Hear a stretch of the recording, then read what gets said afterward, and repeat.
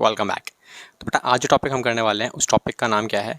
Retirement of a partner. आपको already नज़र आ रहा होगा, ठीक है।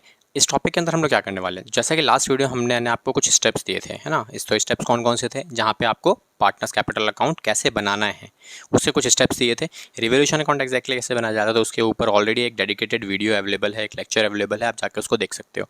एंड अगर आपने लास्ट वीडियो नहीं देखा है तो पहले जाके आप उस वीडियो को चेकआउट करो, उसके बाद ये वीडियो आपको बहुत ईजिली समझ में आएगा और आप इजीली कनेक्ट कर पाओगे। तो ये हम लोग आज करने वाले हैं practical questions by using those steps जो हमने लास्ट वीडियो में ऑलरेडी कवर किए हुए हैं, ठीक है। तो लास्ट वीडियो नहीं देखा है तो पक्का देख लीजिएगा। प्लस रीवैल्यूएशन अकाउंट का जो वीडियो है वो बहुत ज़्यादा इंपॉर्टेंट है, बिकॉज वो एक ऐसा वीडियो होने वाला है जो आपका admission, retirement and death in तीनों चैप्टर्स में हेल्प करेगा। जितनी भी ट्रांजेक्शन्स रिवैल्यूएशन की बनती हैं सारी की सारी ट्रांजेक्शन्स मैंने ऑलरेडी उस वीडियो में कवर किया हुआ है। उस वीडियो को पक्का से देख लीजिएगा, आपको बहुत मदद मिलने वाली है। ओके, तो चलिए आज की क्लास स्टार्ट करते हैं जहाँ पे हम लोग प्रैक्टिकल क्वेश्चंस करने वाले हैं। तो जैसा कि आपको बोर्ड पे क्वेश्चन नज़र आ रहा होगा, उस क्वेश्चन के अंदर हम लोग क्या देखने वाले हैं। उस क्वेश्चन में आपको लिखा हुआ है क्या, XYZ तीन पार्टनर्स हैं, प्रॉफिट शेयरिंग रेशो आपको दिया हुआ है 3:1 का। 1 अप्रैल 2018 में Y हमारा एक पार्टनर है जो रिटायर करेगा फर्म से और उसी डेट पर बैलेंस शीट गिवन है। तो बेटा बैलेंस शीट जब भी आपको गिवन होती है उसमें क्या करना होता है आपको हमेशा, जब भी बैलेंस शीट गिवन होगी आपको हमेशा लायबिलिटी साइड पे चाहे एसेट साइड पे आपको हमेशा ये चेक करना होता है कितने डिस्ट्रीब्यूटेबल आइटम हमारे पास है। तो जैसा कि आप चेक कर पा रहे हो कि लायबिलिटी साइड पे एक आइटम बेटा हमारे पास है, दैट इज़ रिजर्व फंड, जो आपको डिस्ट्रीब्यूट करना है। एसेट साइड पे ऐसा कोई आइटम अवेलेबल नहीं है जो आपको डिवाइड करना पड़ेगा। देन उसके बाद टर्म्स कुछ दी हुई हैं, जब रिटायरमेंट हो रही है तो उस टाइम पे कुछ एडजस्टमेंट वगैरह की गई है। उस टाइम पे क्या बोला गया है कि goodwill of the firm was valued at 13,500 रुपये एंड जो एडजस्टमेंट की जाएगी इन रिस्पेक्ट, जो भी गुडविल के अकॉर्डिंगली एडजस्टमेंट होगी वो ऐसे बोली गई कि कॉन्टिन्यूइंग पार्टनर्स के अकॉर्डिंग अकाउंट को इस्तेमाल किया जाएगा विदाउट रेजिंग गुडविल अकाउंट। मतलब रेजिंग एंड राइटिंग ऑफ वाला जो हम टॉपिक हमने कवर किया था वो गुडविल के लिए इस्तेमाल नहीं करना है। नॉर्मल जो आप करते हो गेनिंग टू सेक्रीफाइस वो हम करेंगे। क्या करते हैं नॉर्मल में, उसके लिए भी हमारी वीडियो अवेलेबल है जो कि आपको गुडविल के ऊपर स्पेसिफिकली रिटायरमेंट में क्या ट्रीटमेंट होता है वो आप देख सकते हो जाके। उसके बाद एक्सपेंसेस ओइंग जो आपका अमाउंट है वो ब्रॉट डाउन। एक्सपेंसेस ओइंग मतलब is a liability, outstanding expenses का ही दूसरा नाम है। उसको बोला डाउन करना है, आपको कम करनी है उसकी वैल्यू। पहले कितनी है बेटा चेक कर सकते हो आप, 4,500, और उसकी वैल्यू डाउन कितनी करनी है 3,750। 2 लिखा है तो आप डिफरेंस लेंगे, बाय लिखा है तो सेम वैल्यू को आप यूज़ करेंगे।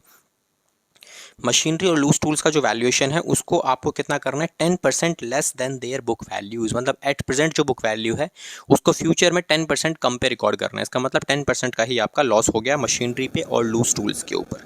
देन उसके बाद फैक्ट्री प्रीमाइसेस की जो वैल्यू है वो आपको रिकॉर्ड करनी है कितने बेटा, 24,300, मतलब 24,300 पे रिकॉर्ड करनी है। इसमें एट लिखा हुआ है। अब जो एट लिखा हुआ है इसका मतलब क्या है, वो भी आपको डिफरेंसेस ही यूज़ करने हैं। तो पास्ट में चेक करो, पुरानी बैलेंस शीट में वैल्यू कितनी है प्रीमिसेस की, आपको दिया हुआ 22,500 रुपये। और फैक्ट्री प्रीमिसेस की फ्यूचर वैल्यू क्या बोली उसने मुझे, 24,300 रुपये। तो इट मीन्स 1,800 रुपये का मेरे को डिफरेंस नजर आ रहा है, जो मेरा बेनिफिट है, बिकॉज एसेट्स की वैल्यू बढ़ेगी तो मेरा फायदा होगा। क्लियर। रिक्वायरमेंट्स क्या है क्वेश्चन की, क्वेश्चन क्या था, show revaluation account, partners capital account and prepare a balance sheet of the firm after retirement of Y.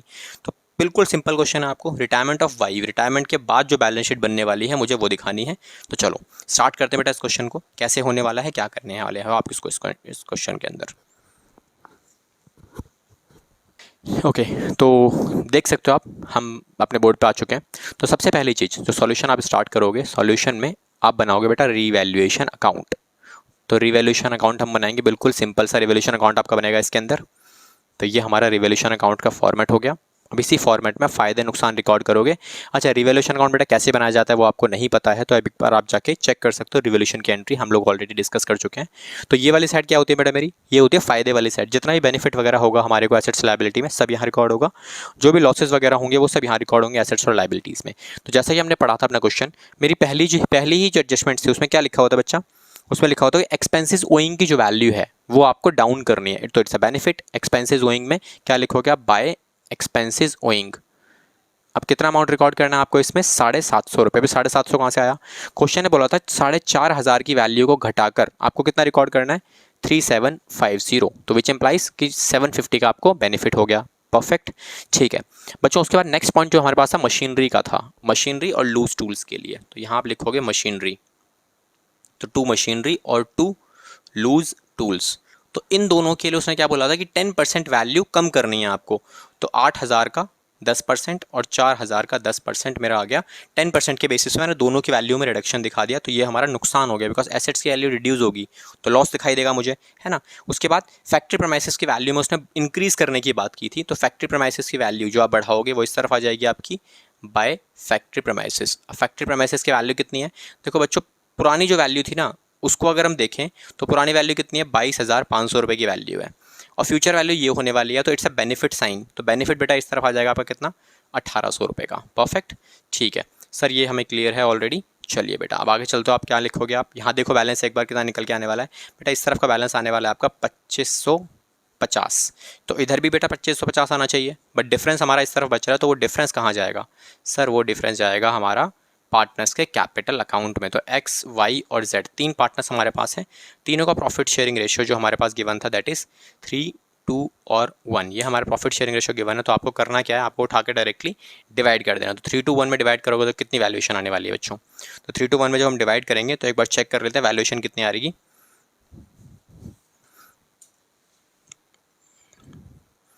एक बार कैलकुलेट करो, कमेंट बॉक्स में डालो कितनी वैल्यूएशन हमारे पास आएगी इसकी।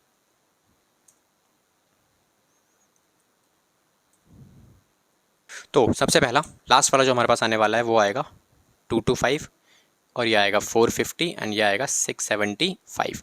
परफेक्ट, तो ये हमारा हो गया कैलकुलेशन। रीवैल्यूएशन अकाउंट हमारा ऑलरेडी कवर्ड अप है। अब हमें क्या करना है, अब नेक्स्ट स्टेप जिसके लिए मैंने आपको लास्ट क्लास में आपको स्टेप्स दिए थे वही स्टेप्स को हम लोग यूज़ करके पार्टनर्स का कैपिटल अकाउंट प्रिपेयर करने वाले हैं। और बेटा वो इतना ईजी होने वाला है ना, क्योंकि अगर आप लास्ट क्लास में अगर आपने देखे थे तो जैसे जैसे हमने स्टेप्स यूज़ किए थे हम वही स्टेप्स को यूज़ करने वाले हैं। तो क्या क्या करने वाले हो आप एक देखते हैं एक बार। तो सबसे पहला स्टेप आपके पास क्या होता है कि पहले तो आपको बेटा फॉर्मेट ही बनाना है अच्छे से, तो फॉर्मेट डिज़ाइन कर लेते हैं। तो बेटा ये हमारे पास क्या हो गया, ये हो गया फॉर्मेट हमारा सिंपल सा। वी हैव 3 पार्टनर्स, तो 3 पार्टनर्स के अकॉर्डिंग जो भी हमारा फॉर्मेट बनेगा ये हमने फॉर्मेट डिज़ाइन कर लिया अपना, तो वो फॉर्मेट हमारा कंप्लीट है। अब फॉर्मेट के बेसिस पे आप क्या देखोगे, एक्स वाई और जेड, एक्स वाई और जेड ये हमारे पार्टनर्स हो गए।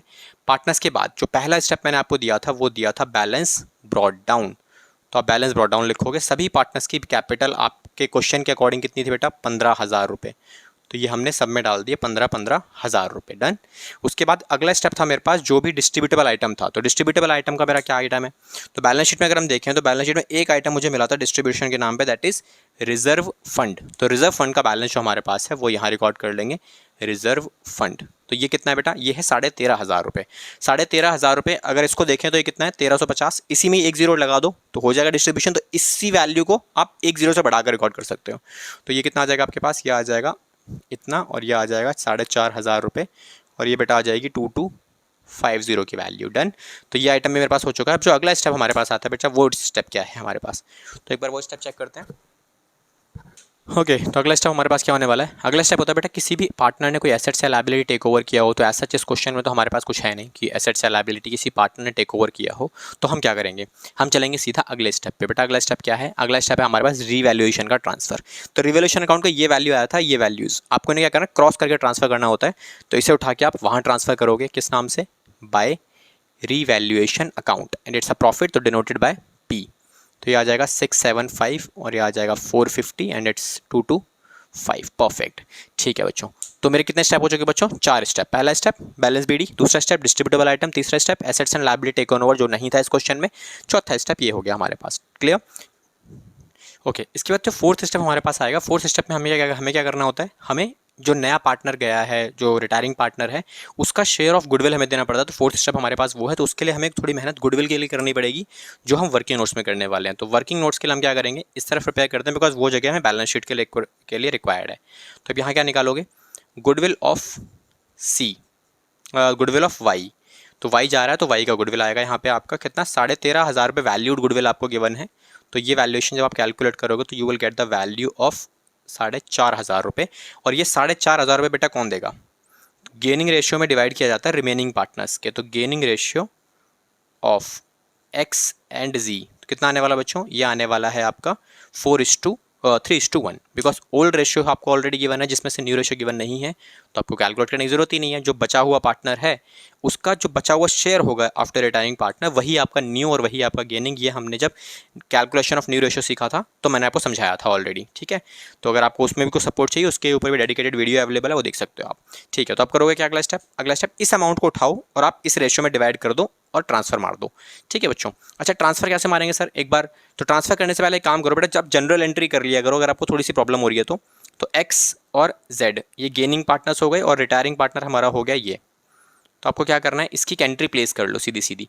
तो एंट्री कितना, देखो वाई को कितने पैसे देने हैं, इतने पैसे देने हैं। अब ये किस रेशियो में, इस रेशियो में। तो रेशियो में डिवाइड करोगे आप, वैल्यू कितनी आने वाली है, तो बेटा ये वैल्यू ये आएगी और 3 से मल्टीप्लाई कर दोगे तो ये वैल्यू यहाँ पे ये आ जाएगी। अब इसी की आपको लेजर पोस्टिंग करनी होती है। तो लेजर पोस्टिंग जब आप ट्रांसफर करोगे तो लेजर पोस्टिंग कैसे करते हैं, देखो वाई के अकाउंट में क्रेडिट साइड पे वैल्यू कितनी है, इतनी, लेकिन दो जगह से आएगी ये, एक एक्स से आएगी एक जेड से आएगी, दोनों को उठा के आप यहाँ प्लेस कर दो। तो वाई के कॉलम में 3375 एंड 1125। और ये कहाँ से आ रहा है पैसा बेटा, ये आ रहा है, एक पैसा आएगा एक्स के अकाउंट से, एक पैसा आएगा जेड के अकाउंट से, और ये यहाँ आप लिखोगे कैपिटल अकाउंट दोनों में, डन, ठीक है। उसके बाद यही पैसा कैपिटल से रिमूव भी होगा एक्स और जेड के, तो ये आपने यहाँ लिख लिया और ये आपने यहाँ लिख लिया 1125 और यहाँ लिखोगे आप क्या, to Y's capital account, done, ठीक है। तो ये हमारा कौन सा स्टेप हुआ बेटा, फिफ्थ स्टेप भी हमारा कंप्लीट है। अब हमें क्या करना होता है, अब हमें सिंपली बैलेंस करना पड़ता है। तो बैलेंसिंग फिगर निकाल लो आप। बैलेंसिंग फिगर किस किस के निकालोगे आप, तो बैलेंसिंग फिगर निकालने के लिए आपको सिंपली अकाउंट बैलेंस करने हैं सभी पार्टनर्स के।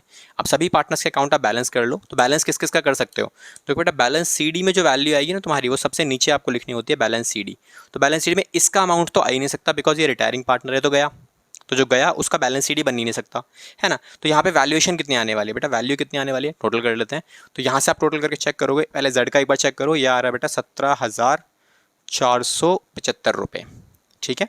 और ये वैल्यूएशन कितनी आने वाली है, ये आने वाली है 22,425 रुपये, ये आने वाली है इसकी वैल्यूएशन। तो अगर मैं इनको बैलेंस करता हूँ तो मेरे पास ये वैल्यू कितनी आएगी बच्चों, ये एक बार चेक कर सकते हो आप, 475, ठीक है बच्चों, ये वैल्यू आ गई मेरी, सिंपल सी। अब क्या करना है आपको, अब इनको बैलेंस करना है। तो बैलेंस इसमें से आप इसको माइनस करो और इसमें से आप इसको माइनस करो, तो फाइनल जो अमाउंट आपका बचेगा वो कितना बचने वाला है, वो आपका ये बचेगा 19,050, और दूसरा जो वैल्यू बचेगा बेटा वो आपका बचेगा 16,350, 16,350, ठीक है बच्चों। ये वैल्यूएशन आ गई मेरी सीधी सीधी। अब बचा मेरे पास कौन, वाई। तो वाई के बारे में क्वेश्चन ने कुछ बताया कि हमने इसको रिटायरमेंट के टाइम पे पैसे दिए या फिर नहीं दिए, तो एज सच क्वेश्चन में कुछ रिक्वायरमेंट गिवन नहीं है आपको। तो आपको क्या करना है, सिंपल बैलेंस करके जो भी वैल्यू बनेगी आपकी, ठीक है, टोटल कर लेते हैं। तो मेरा ये कितना बनने वाला है, ये बेटा 4.5 9,000 रुपये, 9,000 और ये हो गया मेरा 24,000 रुपये, 24,450। अब क्वेश्चन ने मुझे बताया नहीं है कि मैंने इसको पैसे दिए या नहीं दिए, तो वी विल कंसिडर कि इसको पैसे नहीं मिले अभी तक। तो आप क्या करोगे इसके लिए, तो आप यहाँ ट्रांसफ़र करोगे किस नाम से, वाई का लोन अकाउंट। तो आपने क्या लिख देना इधर, wise loan account, that's it. तो हमारा पार्टनर्स कैपिटल बेटा कंप्लीट है। अब पार्टनर्स कैपिटल के बाद अगला स्टेप क्या आता है, अगला स्टेप बेटा आता है बैलेंस शीट वाला। तो पार्टनर्स कैपिटल देख लो कितना आराम से आपका कंप्लीट हो गया। हमने किया क्या है, हमने बस अपने स्टेप्स को प्रॉपर्ली फॉलो किया, दैट्स इट, और हमने कुछ किया नहीं है। अब आ जाओ बैलेंस शीट के ऊपर। तो बेटा बैलेंस शीट कैसे बनती है, तो बैलेंस शीट बेटा बिल्कुल सिंपल, जैसा हम एडमिशन में बनाते आए थे बैलेंस शीट, सेम वैसे ही बनेगी। जहाँ जहाँ चेंजेस थे वहाँ चेंजेस को रिकॉर्ड करो, बाकी चीज़ों को सेम रख दो। बाकी चीज़ों में कोई चेंजेस नहीं हुए हैं, जहाँ चेंज हुए वो रिकॉर्ड करो और बाकी सेम, ठीक है, ओके। तो बैलेंस शीट हमारे पास कैसे बनने वाली है, बैलेंस शीट एक बार देख लेते हैं। तो बेटा पुरानी जब भी आप बैलेंस शीट बनाओ तो अपनी बुक्स में हमेशा क्या चेक करना है आपको, एक साइड से चेक किया करो। तो लायबिलिटी साइड पे कितनी आइटम गिवन है, सबसे पहले वो चेक कर लो। तो बेटा लायबिलिटी साइड पे सबसे पहली जो आइटम गिवन थी वो थी मेरे पास ट्रेड क्रेडिटर। तो एज सच कोई एडजस्टमेंट हमारे पास ट्रेड क्रेडिटर्स के नाम से अवेलेबल नहीं है। तो हमारी जो वैल्यूएशन आएगी इसकी वो कितनी आने वाली है, 3,000 रुपये, सेम वैल्यू। देन उसके बाद बिल्स पेबल। तो बेटा बिल्स पेबल में भी हमारी कोई चेंजेस नहीं थे, तो ये भी वैल्यू आपकी एकदम सेम आने वाली है, 4,500 रुपये की। देन उसके बाद बेटा क्या आने वाला है, नेक्स्ट एक्सपेंसेस ओइंग का जो अमाउंट है आपका वो रिकॉर्ड कर लेते हैं हम लोग। तो एक्सपेंसेस ओइंग में एक एडजस्टमेंट थी, जहाँ क्वेश्चन ने कहा था कि आप अपने एक्सपेंसेस ओइंग की वैल्यू को रिड्यूस करोगे। तो ये हमने देखो चेक कर सकते हो आप, टोटल अमाउंट में से इतने में से आपने इतना माइनस कर दिया था, जो बेनिफिट था वो यहाँ आ गया। तो फ्यूचर वैल्यू ये वाली होने वाली है, ये हमने यहाँ रिकॉर्ड कर दिया, ओके। नेक्स्ट पॉइंट था मेरा रिजर्व फंड। तो रिजर्व फंड तो हमने डिस्ट्रीब्यूट मार ही दिया। उसके बाद अगला पॉइंट गिवन है कैपिटल बैलेंसेस। तो कैपिटल अकाउंट्स में इस बार एक्स और जेड के ही अमाउंट आने वाले हैं, बिकॉज वाई तो चला गया। तो इसका अमाउंट कितना आने वाला है, ये आने वाला है इतना, और ये आने वाला है मेरा 16,350। तो टोटल कर लेते हैं इसको। टोटल अमाउंट आपके पास कितना बनने वाला है बेटा, ये बनेगा आपका 35,400 रुपये का अमाउंट। एंड उसके बाद वाई का जो अमाउंट है वो आउटस्टैंडिंग में रहेगा, तो वो लोन अकाउंट में हम उसको रिकॉर्ड कर लेंगे। 24,450 रुपये का इससे अमाउंट आ गया। ओके, नेक्स्ट पार्ट पे चलते हैं। नेक्स्ट आपको एसेट साइड पे क्या क्या गिवन है बेटा। एसेट साइड पे सबसे पहले आपको गिवन था कैश और बैंक। एंड पूरे क्वेश्चन में ना हमने कहीं से पैसा लिया ना हमने किसी को पैसा दिया निकाल के, तो आपका कैश और बैंक बैलेंस बिल्कुल एग्जैक्टली सेम रहने वाला है, वहाँ पे कोई चेंजेस नहीं आएंगे। तो कितना अमाउंट आएगा, 1,500 रुपये और 7,500 रुपये का अमाउंट। डन। देन उसके बाद डेटर्स का जो अमाउंट है वो रिकॉर्ड करेंगे। तो डेटर्स की वैल्यू बिना किसी चेंजेस के सेम रहेगी आपकी 15,000 रुपये। देन स्टॉक का जो अमाउंट है वो भी एग्जैक्टली आपका सेम रहेगा बेटा, 12,000 रुपये का value, same as it is. उसके बाद मशीनरी और फैक्ट्री प्रेमाइसेस। तो फैक्ट्री प्रेमाइसेस है मेरी अगली वैल्यू। अब फैक्ट्री प्रेमाइसेस के लिए उसने मुझे एक फ्यूचर वैल्यू दी हुई थी, तो हम उसे ही रिकॉर्ड कर लेंगे सेम वैल्यू पे, जो कि थी 24,300 रुपये की वैल्यू, है ना। और मशीनरी के ऊपर जो चेंजेस थे हम उन्हें रिकॉर्ड कर लेते हैं। जो चेंजेस रिकॉर्ड करने के बाद 7,200 रुपये की वैल्यू आएगी। और लूज टूल्स का जो अमाउंट था बेटा वो भी हमें ऑलरेडी गिवन था, तो लूज टूल्स का जो वैल्यू है वो 400 रुपये माइनस करने के बाद ये आ जाएगा valuation.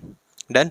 I hope balance sheet आपको अच्छे से क्लियर होगा। तो बैलेंस शीट बनाने के बाद अगला स्टेप क्या है मेरा, इतना बनाने के बाद आपको एक स्टेप हमेशा मैक्सिमम टाइम बच्चे गलतियां करते हैं और उससे प्रॉब्लम क्रिएट होती है। तो आपको करना क्या है, अगला स्टेप बेटा ये वाला होता है, आप इसको चेक करो क्या आपने इसमें रिकॉर्डेड सारी आइटम्स को एडजस्ट कर दिया। जैसे पहला मशीनरी, तो मशीनरी में से माइनस करना था, आपने कर दिया, लॉस हुआ था। लूज टूल्स में माइनस करना था बेटा, आपने माइनस कर दिया, ये आपका दोनों माइनस कर एडजस्टेड वैल्यूज हैं सारी की सारी। उसके बाद ये आपने ऑलरेडी यहाँ ट्रांसफर कर दिया था, पार्टनर्स कैपिटल में हो गया। एक्सपेंसेस गोइंग में फायदा हुआ था तो हमने फायदा माइनस कर दिया, ये हो गया हमारे पास रिकॉर्डेड। फैक्ट्री प्रेमाइसेस में फ्यूचर वैल्यू रिकॉर्ड करनी थी आपको, तो ये हमने ये भी एडजस्ट कर दी। डन। ये सारी वैल्यूज एडजस्टेड हैं, तो आपको करना क्या अगला step, just make a total of balance sheet. और अगर आपकी टोटलिंग ठीक है, अगर आपकी कैलकुलेशन वाइज कोई दिक्कत नहीं है, तो ये लास्ट वाला जो इस पॉइंट है आपका ये मैच करेगा ही करेगा। ठीक है, तो ये वैल्यूएशन कितनी आ जाएगी आपकी 71100। तो ये हमारा बैलेंस शीट वाला कंप्लीट क्वेश्चन कवर्ड है। आपको इसमें कोई दिक्कत नहीं आई होगी आई गेस। अगर आपको प्रॉब्लम है एक बार दोबारा से आप देख सकते हो, मैंने स्टेप बाय स्टेप पूरी कैलकुलेशन को रिकॉर्ड किया हुआ है, तो आपको कहीं भी कोई प्रॉब्लम नहीं आएगी। आई होप ये टॉपिक समझ में आया होगा, तो आप इसे नोट डाउन कर सकते हो। ठीक है, हमारे सॉल्यूशन है आपकी बुक का। डन। फिर हम क्या करेंगे, अब मैंने आपको एक प्रॉमिस किया था कि हम लोग नेक्स्ट वीडियो में आपका एक जनरल का और एक प्रैक्टिकल प्रॉब्लम दोनों कवर करेंगे, जिसमें आप अकाउंट बनाओगे और जनरल बनाओगे। अकाउंट वाला क्वेश्चन आपके सामने कंप्लीट है। अगर आपको अकाउंट बोलता है तो कौन से स्टेप्स आपको यूज़ करना है, कैसे कवर अप करना है, स्टेप बाय स्टेप अगर आप चलोगे तो मैंने आपको एश्योर किया था कि आपका कभी कोई गलती नहीं आएगी। और देख लो हमने इस क्वेश्चन को प्रॉपरली किया है और कोई मिस्टेक नहीं है। नेक्स्ट जो हम क्वेश्चन करने वाले हैं वो हम करने वाले हैं general entry base, because general entry base में आपको समझ में आएगा कोई कितने बेनिफिट्स मिलते हैं। बट हम प्रैक्टिस थोड़ी सी कम करते हैं तो हमें लगता है कि वो थोड़ा हार्ड है। हार्ड वार्ड कुछ नहीं होता, आपको थोड़ा सा बस प्रैक्टिस ज़्यादा करनी होती है। जनरल एंट्री वाले क्वेश्चन स्पेसिफिकली ज़्यादा इजी होते हैं। रीज़न समझाता हूँ, बिकॉज जब आपको जनरल एंट्री पूछेगा तो पहली चीज़ तो बैलेंस शीट आपको बनाने की जरूरत नहीं है, एक बेनिफिट। दूसरा बेनिफिट, जब आपको ये पार्टनर्स कैपिटल अकाउंट को ना बैलेंस करने की जरूरत ही नहीं है। हाँ, रिटायरमेंट के अंदर एक एंट्री इसके लिए करनी पड़ेगी, बस आपको इसकी थोड़ी कैलकुलेशन करनी पड़ती है, वो वर्किंग नोट्स में आराम से हो जाती है। बाकी इन दोनों का अकाउंट ना आपको अकाउंट बनाना है ना ही आपको बैलेंसिंग करनी है, तो कैलकुलेशन वाला पार्ट तो मेरा बहुत सारा बच गया जब आप जनरल एंट्री वाला क्वेश्चन करोगे। ओके, तो चलो जनरल एंट्री वाला क्वेश्चन स्टार्ट करते हैं। तो पहले आप इसे नोट कर लो। ओके, आपकी स्क्रीन पे एक क्वेश्चन नजर आ रहा है जो कि आप देख सकते हो ऑलरेडी। बेटा क्वेश्चन में क्या बोला हुआ है, क्वेश्चन में बोला हुआ है कि X A B C partners हमारे पास अवेलेबल हैं और प्रॉफिट शेयरिंग रेशो आपको ऑलरेडी गिवन है। दैट इज ए का जो प्रॉफिट है वो है 1/3, देन 1/2, देन 1/6 है। प्रॉफिट फ्रैक्शन में गिवन है, हम इसे ठीक कर लेंगे, कोई दिक्कत नहीं है। बैलेंस शीट दी हुई है अब आपको। बैलेंस शीट में क्या क्या डाटा दिया हुआ है, तो बैलेंस शीट में आपको देखो, मैंने आपको समझाया था कि जब भी बैलेंस शीट आपको गिवन हो तो आपको क्या करना होता है बच्चों, आपको हमेशा एक काम करना है कि बैलेंस शीट के डाटा को हमेशा रीड करते टाइम चेक करो कितने डिस्ट्रीब्यूटेबल आइटम है। तो बेटा इसमें डिस्ट्रीब्यूटेबल आइटम के नाम पे एक आइटम गिवन है, दैट इज जनरल रिजर्व। तो ये आप डिवाइड करोगे, दैट इज 16,000 रुपये। उसके बाद कोई डिस्ट्रीब्यूटेबल आइटम आपके पास ऐसा अवेलेबल नहीं है, तो अभी आपको क्या करना है, सी रिटायर करेगा फर्म से इन फॉलोइंग कंडीशंस के ऊपर, जहां पर बोला गया है कि गुडविल जो फर्म की है वो वैल्यूड होगी 24,000 रुपये की। ओके, देन सी का जो शेयर ऑफ गुडविल है वो एडजस्ट किया जाएगा into the accounts of A and B, मतलब ए और बी के अकाउंट को यूज़ किया जाएगा एडजस्टमेंट के लिए, जो कि फ्यूचर में रेशियो रखने वाले हैं कितने, 3:2। तो ये तो अच्छी बात है, हमारे पास फ्यूचर रेशियो ऑलरेडी गिवन है। अब फ्यूचर रेशियो अगर गिवन है हमारे को और रोल रेशियो भी गिवन है, तो हमें सैक्रिफाइसिंग रेशियो, सॉरी इसमें गेनिंग रेशियो निकाली जाती है, तो सैक्रिफाइसिंग रेशियो एडमिशन में, गेनिंग रेशियो आपकी रिटायरमेंट में, ये आपको ध्यान रखना है। तो गेनिंग रेशियो आपको यहाँ पे कैलकुलेट करना पड़ेगा। सेकंड पॉइंट, प्लांटर मशीनरी का जो वैल्यू है आपको डेप्रिशिएट करना है उसे 10% से, फर्नीचर का जो वैल्यू है वो 5% से आपको डेप्रिशिएशन कैलकुलेट करना है उसके ऊपर। देन उसके बाद स्टॉक की जो वैल्यू है वो 5% 15% से अप्रिशिएट करेगी। देन बिल्डिंग की जो वैल्यू है वो 10% से अप्रिशिएट करेगी। This is a benefit part. Provision for DD जो आपके पास अवेलेबल है उसको आपको रेज करना है, कहाँ तक, 2000 रुपये तक उसकी वैल्यू को रेज करना है। 2 लिखा हुआ है तो आप डिफरेंस यूज करोगे। जस्ट चेक इट आउट कि पुराना प्रोविजन कितना है। बेटा पुराना प्रोविजन आपको गिवन है 500 रुपये का, तो 2000 रुपये तक अगर आप इसे लेके जाओगे तो 1500 रुपीज़ का आपका क्या हुआ बेटा, लॉस हो गया आपको यहाँ पे। क्वेश्चन की रिक्वायरमेंट है कि पास करो necessary journal entries to record the above transactions in the books of the accounts and profit and loss adjustment account बनाओ। अब ये नया अकाउंट कौन सा दे दिया सर? बेटा profit and loss adjustment account कोई नया अकाउंट नहीं है, इट्स अ सेम जो आपका रिवैल्यूएशन अकाउंट है उसी का दूसरा नाम है, ठीक है। देन उसके बाद पार्टनर्स कैपिटल अकाउंट आप बनाओ, किसका, केवल सी का बोला गया है, तो ये तो और अच्छी बात है, आपको सी का ही अकाउंट बोला गया है। बैलेंस शीट बनानी है आपको सी के रिटायरमेंट के बाद। तो हम लोग क्या करने वाले बच्चों, हम इसमें केवल एंट्रीज वाला पार्ट मैं आपको कराऊंगा, बाकी जो पार्ट है वो आपके लिए होमवर्क में है, आप उसे इजीली कवर अप कर सकते हो, बिकॉज वही स्टेप्स आप यूज करना जो हमने स्टेप्स यूज किए थे। And for the practice purpose आप पार्टनर्स कैपिटल अकाउंट में सी का मत बनाना, आप सभी का बनाना, तो आपको प्रॉब्लम नहीं होगी, आपकी प्रैक्टिस भी हो जाएगी तरीके से, है ना। तो चलो सर जनरल एंट्री कितनी करनी पड़ेगी, तो जनरल एंट्री बेटा कितनी करनी पड़ेगी उसके लिए भी आपकी प्रीवियस वीडियो में प्रॉपर्ली मैंने बता रखा है कि नंबर ऑफ एंट्रीज कितनी बनती हैं अगर रिटायरमेंट का क्वेश्चन आप अटेम्प्ट कर रहे हो तो चलो अब हम इसके सॉल्यूशन पे आते हैं कि सॉल्यूशन कैसे होगा बेटा इसका, ठीक है। तो एक बार आप स्क्रीन पे आ सकते हो, क्या क्या चीज़ें आपको गिवन है एक बार चेक करते हैं, ठीक है बच्चों।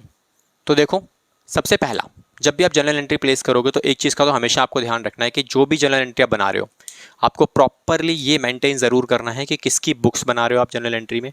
तो किसकी बुक्स है बेटा ये, in the books of X Y और जेड, तो ये हमारा पार्ट हो गया। देन उसके बाद क्या करना होता है आपको हेडिंग लिखनी होती है कि आप बना क्या रहे हो उसकी बुक्स में, जनरल बना रहे हैं सर हम, तो जनरल बना रहे हैं तो मेक अ प्रॉपर फॉर्मेट, तो बेटा फॉर्मेट क्रिएट करोगे आप, फॉर्मेट क्रिएट करने के बाद ही आप एंट्रीज को फ्रेम करोगे, ओके ठीक है। तो ये हमारा फॉर्मेट तैयार है, रुपीज़ हो गया, ये हो गया मेरा डेबिट, ये हो गया रुपीज़, ये हो गया मेरा क्रेडिट। देन उसके बाद डेट वाला कॉलम, उसके बाद पर्टिकुलर, ठीक है बच्चों। तो ये आपको ऑलरेडी सफिशिएंट क्लियर है और डेट आपको दी हुई है 2018 मेरी बुक के हिसाब से, ठीक है, बिकॉज मैं ओल्ड एडिशन इस्तेमाल कर रहा हूँ। अगर आपके पास न्यू एडिशन अवेलेबल है तो वहाँ भी आपको मिल जाएगा, बट डेट वही यूज़ कीजिएगा जो आपकी बुक में अवेलेबल है, रिटायरिंग डेट, ओके। तो रिटायरमेंट के टाइम पे मैंने आपको समझाया था जब आप जनरल एंट्रीज फ्रेम करोगे तो कितनी एंट्रीज आपको फ्रेम करनी है। तो पहला पॉइंट हमारे पास था जितनी जनरल एंट्री रीवैल्यूएशन के लिए बनती है तो मिनिमम 3 एंट्रीज, हाँ मैक्सिमम 3 एंट्रीज, मिनिमम 2 तो आपकी बनेंगी ही बनेंगी, है ना। तो एंट्रीज करते हैं रिवोल्यूशन की, तो रिवोल्यूशन की एंट्रीज करते हैं टाइम आप सबसे पहले लॉस या प्रॉफिट, तो प्रॉफिट ही रिकॉर्ड कर लेते हैं बेटा। सबसे पहले प्रॉफिट की एंट्री रिकॉर्ड करते हैं बेटा। प्रॉफिट हमारे को हुआ था केवल और केवल आपका स्टॉक और फैक्ट्री बिल्डिंग के अंदर। स्टॉक और फैक्ट्री बिल्डिंग में जो बेनिफिट आपको नजर आया है वो कितना एक बेनिफिट है, केवल 2 ही बेनिफिट थे। क्वेश्चन ने बोला था आपका जो भी स्टॉक है आप उसे 15% से इंक्रीज कर दो और बिल्डिंग को 5% से आप इंक्रीज करोगे। तो स्टॉक और बिल्डिंग में जो वैल्यू है हमारे पास वो क्या क्या चीज़ें हैं, तो एक बार चेक करते हैं बेटा। स्टॉक की जो वैल्यू हमारे को बुक में दी हुई थी वो हमारे पास था आई गेस 15% के हिसाब से 25,000 रुपये है, और आपके पास जो फैक्ट्री बिल्डिंग है वो 10% है बच्चों। तो एक बार ध्यान रखेंगे कि 10% से फैक्ट्री बिल्डिंग को हमें अपडेट करना है। तो फैक्ट्री बिल्डिंग, तो यहाँ लिखेंगे फैक्ट्री बिल्डिंग, तो फैक्ट्री बिल्डिंग को 10% से अप्रिशिएट करना है मुझे, और इसका वैल्यूएशन मुझे गिवन है 25,000 रुपये का, और इसका मुझे गिवन है फैक्ट्री बिल्डिंग का बेटा वैल्यू है वो है 50,000 रुपये, ठीक है। तो बेटा यहाँ जो वैल्यू आ गई मेरी वो आ गई 5,000 रुपये की, और ये आएगी मेरी 3,750 रुपये की, ठीक है बच्चों। आई गेस ये टॉपिक क्लियर होगा। तो ये हमारा बेनिफिट हुआ, तो बेनिफिट हम कहाँ रिकॉर्ड करेंगे बच्चों, बेनिफिट हम ट्रांसफर करेंगे रीवैल्यूएशन अकाउंट में। तो 8,750 का मेरा नेट बेनिफिट है, ठीक है। ओके, प्रॉफिट वाला पार्ट हमारा ऑलरेडी कवर है। अब आ जाओ बेटा लॉस वाले पार्ट पे। तो लॉस हमारा जब होगा तो लॉसेज रीवैल्यूएशन अकाउंट में डेबिट साइड पे रिकॉर्ड होते हैं। तो पहले आप क्या लिखोगे, रीवैल्यूएशन अकाउंट, उसके बाद हम लिखेंगे लॉसेस। तो बेटा लॉसेस के नाम पे प्लांटर मशीनरी में लॉस बताया उसने मुझे, डेप्रिसिएशन लगाना है। फर्नीचर पे उसने मुझे लॉस बताया था, and then provision for DD इस वैल्यू पे भी मुझे लॉस बताया था। तो सभी का वैल्यूएशन आप लिख लो एक बार। तो बेटा प्लांट एंड मशीनरी का जो लॉस है उसने मुझे बोला था 10% से डेप्रिशिएट करना है प्लांट एंड मशीनरी। तो प्लांट एंड मशीनरी की जो वैल्यू है वो मुझे गिवन है यहाँ पर 40,000 का 10% हो गया मेरा वैल्यू। फर्नीचर का वैल्यू है 10% और इस पर लगाना है डेप्रिशिएशन 5% का। एंड प्रोविजन फॉर डीडी उसने मुझे बोला था 2,000 रुपये आपको क्रिएट करना है और 500 रुपये ऑलरेडी क्रिएटेड है। तो बेटा नुकसान कितना हुआ? नुकसान हुआ सर हमारे पास यहाँ पे जो इनका लॉस हुआ बेटा, ये हुआ लॉस मेरा कितना 4000 का, और ये लॉस हुआ 500 रुपये का, और ये लॉस हुआ कितना 1500 रुपये का। तो सारी जब आप एडजस्टमेंट करोगे तो you will get the value of 6000 रुपये का टोटल लॉस। ठीक है, अब एडजस्टमेंट एंट्री। अब लॉस में आपको चेक करना है कि कितना मेरा पार्टनर्स कैपिटल में ट्रांसफर होगा। तो बेटा ट्रांसफर कैसे करते हैं हम? ट्रांसफर चेक करो, आपको देखो बेनिफिट हुआ कितना 8750 का, लॉस कितना हुआ बेटा? लॉस हुआ मेरे को 6000 रुपये का। तो नेट तो बेनिफिट ही नजर आ रहा है ना। तो बेनिफिट हम कहाँ ट्रांसफर करते हैं? पार्टनर्स कैपिटल के क्रेडिट साइड पे और रीवैल्यूएशन के डेबिट साइड पे। तो ये हम ट्रांसफर कर देंगे। कैसे निकालोगे आप? ये 8750 का बेनिफिट था, लॉस हुआ था आपको एडजस्टमेंट के टाइम पे 6000 का। तो ये सारा पैसा ट्रांसफर होगा ए बी सी के अकाउंट में। तो ए बी और सी ये सब पैसा इनकी कैपिटल अकाउंट में हम ट्रांसफ़र कर देंगे। यहाँ आ जाएगा 2C। तो ये सब इनकी प्रॉफिट शेयरिंग रेशियो के हिसाब से हम एडजस्ट कर देंगे। तो वैल्यूएशन आने वाली है 2750। ठीक है बच्चों, अब जो इसमें अमाउंट आने वाला है बेटा वो कितना आने वाला है? सर वो आएगा हमारे पास, इसका आएगा बेटा 917, और ये वैल्यूएशन आपके पास आएगी 1375, और एग्जैक्टली हाफ होगी बिल्कुल बिकॉज ये वाली, और ये वाली जो वैल्यूएशन आपके पास आएगी वो आएगी 458। ठीक है बच्चों, तो ये मेरी एंट्री क्लियर हो गई। डन। इसके बाद मैंने आपको नेक्स्ट एंट्रीज में क्या लिखवाया था? जब आप नेक्स्ट एंट्रीज प्लेस करोगे उसके बाद पहली 3 एंट्री हमारी कवर्ड है रिवैल्यूएशन अकाउंट की। अब अगला स्टेप क्या है? डिस्ट्रीब्यूटेबल आइटम की एंट्री। तो बेटा पूरे क्वेश्चन में एक डिस्ट्रीब्यूटेबल, मैं फॉर्मेट नहीं बना रहा दोबारा से, मैं डायरेक्टली एंट्रीज प्लेस कर रहा हूँ। तो बेटा नेक्स्ट एंट्री क्या होगी? नेक्स्ट एंट्री मेरे पास क्या होने वाली है? नेक्स्ट एंट्री होने वाली है, एक आइटम था मेरे पास जो डिस्ट्रीब्यूटेबल आइटम के नाम पे था, वो मेरे पास क्या आइटम है? डिस्ट्रीब्यूटेबल आइटम के नाम पे मेरे पास जनरल रिजर्व का अमाउंट अवेलेबल था। तो बेटा जनरल रिजर्व को जब आप ट्रांसफर करोगे, डिस्ट्रीब्यूट करोगे, तो एंट्री आपकी आएगी डेबिट साइड पे। तो ये हमने जनरल रिजर्व को डिस्ट्रीब्यूट कर दिया किस में? पार्टनर्स के बीच में। तो आप यहाँ क्या लिखोगे? 2A 2B और ये आ गया मेरे पास 2C। बेटा इनकी प्रॉफिट शेयरिंग रेशियो क्या है? अब इनकी प्रॉफिट शेयरिंग रेशियो बच्चों जो हमारे पास अवेलेबल है वो है कितनी? 2, 3 और 1। तो ये आपका 16,000 रुपये का अमाउंट आएगा। तो ये तो हो गया मेरा एग्जैक्टली आधा, और ये हो जाएगी मेरे पास कितनी बेटा? 533 और 3, और ये हो जाएगी 2667। तो मेरी एक एंट्री ये फ्रेम हो गई। एक काम करता है बेटा, फॉर्मेट बना ही लेते हैं बिकॉज मेरी हैबिट है नहीं बिना फॉर्मेट के काम करने की। ठीक है, तो आपका एग्जैक्टली ये हमारा फॉर्मेट तैयार हो गया। ठीक है, अब नेक्स्ट पार्ट। अब जो बेटा नेक्स्ट एंट्री होती है, नेक्स्ट हमारे पास एंट्री कौन सी होगी सर? नेक्स्ट एंट्री बेटा आपके पास होगी वो वाली जहाँ पर आप क्या करते हो? जहाँ पर आप ट्रांसफ़र करते हो अपना कोई भी पार्टनर एसेट से लायबिलिटी टेक ओवर करेगा तो उसकी एंट्री। अब बेटा ऐसा तो कुछ था नहीं इस क्वेश्चन के अंदर, प्लेन क्वेश्चन है बिल्कुल। अब उसके बाद अगला पार्ट आता है मेरा गुडविल की एंट्री। तो बेटा गुडविल की जो एंट्री आप पास ऑन करोगे उस एंट्री में क्या करना है आपको? तो गुडविल की एंट्री पास करने के लिए मुझे गेनिंग और सेक्रीफाइसिंग वाला पोर्शन करना पड़ेगा। तो गेनिंग और सेक्रीफाइसिंग वाले पोर्शन के लिए मुझे कुछ मेहनत करनी पड़ेगी अपने वर्किंग नोट्स में। क्यों? क्योंकि सारी कैलकुलेशन वहीं चलती है। तो हम क्या करते हैं, छोटे से वर्किंग नोट्स बनेंगे यहीं बना लेते हैं। तो वर्किंग नोट्स में सबसे पहला, द पार्टनर इस क्वेश्चन में जो रिटायर हो रहा है वो मेरा हो रहा है सी। ओके, तो सी का शेयर निकाल लेते। तो यहाँ पे क्या लिखोगे आप? सी का शेयर ऑफ गुडविल। तो गुडविल सी के शेयर के लिए कैसे निकालोगे आप? 24,000 रुपये हमारा उसका पार्टनर का शेयर है जो कि बीच वाला पार्टनर है। तो ये हो जाएगा हमारे पास कितना बच्चों? ये हो जाएगा 2/6, या फिर क्वेश्चन में हमारी पार्टनर्स की रेशियो दे रखी थी हमारे पास, तो बीच वाले सी पार्टनर का 1/6 है बेटा लास्ट। तो रेशो हमारे पास क्या है? 1/6। तो ये हो गया मेरा कितना? 4,000 रुपये। ठीक है, अब इसके बाद अगला part calculation of gaining ratio. तो गेनिंग रेशियो में सबसे पहले आप क्या निकालोगे? ए का गेन, और इसी तरीके से आप क्या निकालोगे? बी के लिए। तो बी का गेन कितना हो गया? ए का गेन कितना हो गया? तो बच्चों गेन कैसे निकलता है? सर गेन निकलता है हमारे पास न्यू माइनस में ओल्ड अगर आप करोगे तो you will get the gaining ratio.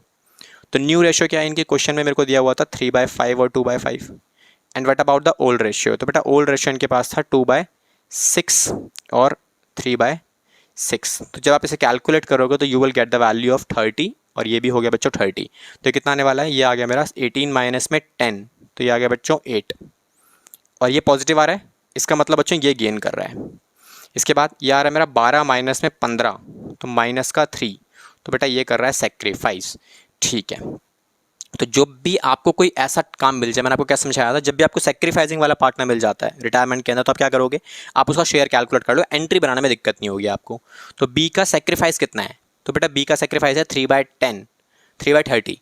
तो इसको नुकसान कितना हो रहा है? 24,000 में से। तो इसका नुकसान हो रहा है बेटा आपको 2400 रुपये का। अब आप एंट्रीज प्लेस कर सकते हो बहुत ईजीली। ठीक है। तो बेटा एंट्री कैसे प्लेस होगी, तो एंट्रीज आप देख लो बड़ी इजीली प्लेस हो जाएगी आपकी। क्या क्या होती है एंट्री, गेनिंग टू सेक्रीफाइस या फिर रिटायरिंग वगैरह। तो गेनिंग कौन है बेटा, इसमें गेन हो रहा है मेरा केवल ए का, तो ए का गेन कितना है निकाल लेंगे अभी। उसके बाद सी जो रिटायरिंग पार्टनर है उसको तो पैसा मिलना ही है, तो ये हमने निकाल ही लिया था ऑलरेडी। इसके अलावा बी एक पार्टनर और है जो सेक्रीफाइस कर रहा है, तो उसका भी अमाउंट हमने निकाल लिया। अब आपको करना क्या, वैल्यूज प्लेस करनी है। सी का कितना है, सी का सर 4,000 रुपये है, तो 4,000 रुपये यहाँ डाल देते हैं। बेटा बी का कितना है, बी का भी निकाल लिया हमने 2,400 रुपये, ये भी डाल देते हैं। टोटल कितना आने वाला है 6,400 रुपये। लो जी, हमारी ये एंट्री भी कवर हो गई, ये गुडविल की एंट्री हमारी हो गई। अगला जो पॉइंट हमारे पास, अगला पॉइंट रिटायरमेंट के अंदर क्या होता है, जब भी कोई पार्टनर रिटायर करेगा तो अपना गुडविल, अपना टोटल जो अमाउंट बनता है उसका वो सारा लेके जाएगा। अब इस क्वेश्चन में मुझे कहीं पे ये नहीं दे रखा कि एग्जैक्टली कितना पैसा वो लेके गया, तो उसके लिए हम क्या करेंगे, सिंपल सी एंट्री, ये एंट्री होती है मेरी एडजस्टमेंट एंट्री, जहां पर आप रिटायरिंग पार्टनर का पैसा निकाल के दे रहे हो। तो पैसा निकाल के दोगे तो एंट्री क्या बनेगी, C's capital account debit to C's loan account. अब द पॉइंट इसकी, इसमें वैल्यू कितनी आने वाली है, तो बेटा वैल्यू निकाल लेते हैं। तो वैल्यू निकालने के लिए आप क्या करोगे, अगेन फोर्थ पॉइंट, तो amount transferred to C's loan account, तो कितना पैसा आप सी के लोन में ट्रांसफर करोगे। तो इसके लिए क्या करना होता है आपको, सी क्रेडिट साइड का टोटल कर लो, डेबिट साइड का टोटल कर लो, माइनस कर दो उसमें से।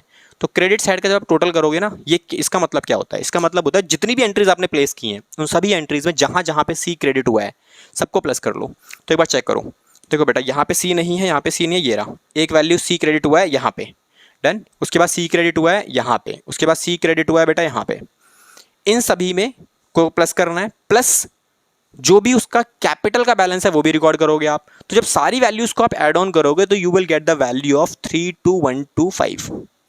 एंड डेबिट साइड पे कितना था बेटा 0, तो नेट अमाउंट कितना है जो ड्यू होगा वो ये आ जाएगा आपके पास, फाइनल अमाउंट ड्यू। तो ये हो गया अमाउंट ड्यू। अब इसी को आप ट्रांसफर कर दोगे कहाँ, इसके लोन अकाउंट में, क्योंकि हमने पैसे नहीं दिए। अब क्वेश्चन ने मुझे बोला तो है नहीं कि आपने उसे पेमेंट करी या नहीं करी, अब नहीं की तो हमें कुछ करना ही नहीं है, सारा पैसा उठाओ लोन में डाल दो। अगर हम पेमेंट कर देते तो हम क्या लिखते, C's capital account debit to bank account, that's it. तो ये हमारा सॉल्यूशन है और इसी तरीके से आपको सॉल्यूशंस फ्रेम करने हैं। और आप देख सकते हो इसमें मैंने कोई ज़्यादा कैलकुलेशन वाला पार्ट भी नहीं किया है ना। कुछ हाँ जो ये ज़रूर है, कुछ जगह पॉइंट्स पे कैलकुलेशन आ गई थी, लाइक ये वाली कैलकुलेशन पॉइंट में आई थी आपकी, है ना, ये वाली कैलकुलेशन आपकी पॉइंट में आ गई थी। तो एग्जाम में जब क्वेश्चन आएगा वो बिल्कुल ईजी वाला क्वेश्चन आएगा, टेंशन नहीं, जरूरत नहीं है। डन, ठीक है। तो जनरल एंट्री वाले क्वेश्चन भी आप इजीली फ्रेम कर सकते हो। तो आज की वीडियो में हमने क्या देखा, practical question with accounts and practical question with journal entries कैसे फ्रेम किए जाते हैं विद स्टेप्स। ओके, तो आज की वीडियो में इतना ही, मिलेंगे अपनी नेक्स्ट वीडियो में जहां पर हम रिटायरमेंट के कुछ अच्छे क्वेश्चंस और करेंगे जो कि आपके बहुत ज़्यादा इंपॉर्टेंट है, जो रिवीजन के टाइम पे आपको बहुत हेल्प करेंगे। ओके, तो ऐसी ही वीडियोस आपके इस चैनल पे आती रहेंगी। तो अगर आप पहली बार इस चैनल पे आ रहे हैं तो please like share and subscribe कीजिएगा और मैक्सिमम बच्चों तक इस वीडियो को शेयर कीजिएगा ताकि उनको भी बेनिफिट मिल सके। और इस पूरे सेशन में हम लोग आपका पूरा 12th का पूरा कोर्स हम कवर करेंगे और इसी चैनल पर आपकी 11th क्लासेस की वीडियोज़ भी अपलोड होती रहती हैं ताकि आपको उसमें भी अगर आपका कोई नोन है तो वहाँ पर भी उनको बेनिफिट मिलता रहेगा। ओके, तो मिलेंगे अपनी नेक्स्ट क्लास में नेक्स्ट वीडियो के साथ और नेक्स्ट टॉपिक के साथ। तब तक के लिए thank you so much and all the best.